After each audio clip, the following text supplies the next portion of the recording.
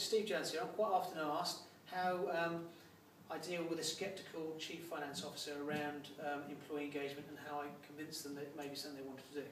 So it's very easy to get some facts and figures. Department of Innovation, for instance, say that only 27% of staff are currently engaged in their work right now, which means a typical business will have about 70% of their staff that are disengaged. And we all know the sickness figures are already out there. In SME world, or private enterprise, at 7 days sickness on average per person at a cost of £750. In public sector, it's 17 days and rising.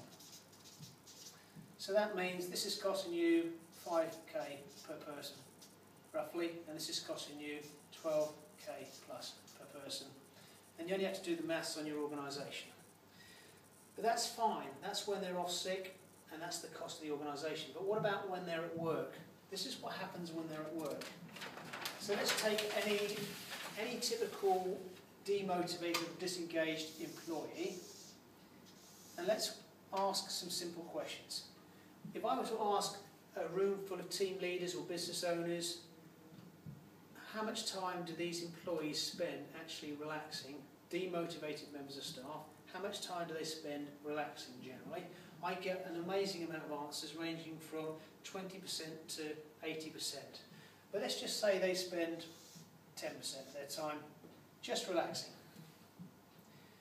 Now, the next question is, how much time do they spend unconsciously doing unproductive work? So they're just aware, they're unaware, they're not working, they're just not working. And again, I get an array of answers for that, and typically, let's say it's about 20%. And then the third question is, how much time do they consciously spend not working?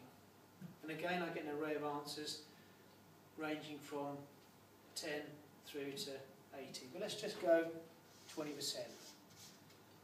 So they might spend 10% relaxing, 20% doing consciously unproductive work, and 20% doing unconsciously unproductive work. So at best, you're going to get a 50% return on that employee. That's when they're there, and if you've got a 50% return on investment, you've still got to manage that individual. And I've had business owners say, I'd rather they didn't turn up, because when they turn up, I've got to manage them. So you can kind of see, there's your return on investment. So this is for a demotivated member of staff. Let's now take a motivated member of staff. Highly motivated, highly engaged. And we ask the same questions. How much time do they spend relaxing? Typical answer I get is about 5%. How much time do they spend doing consciously unproductive work? So they're aware they're not working. Again, if you're highly motivated, probably 5%. Same question again, how much time do they spend doing unconsciously unproductive work? Probably 5%. So your return on investment on a motivated member of staff can be as much as 85%. And they're likely to take 3 days leave, sickness, sorry, not leave, not 17 or 7 days. So they're there more and they're working harder, and your return on these people is far greater.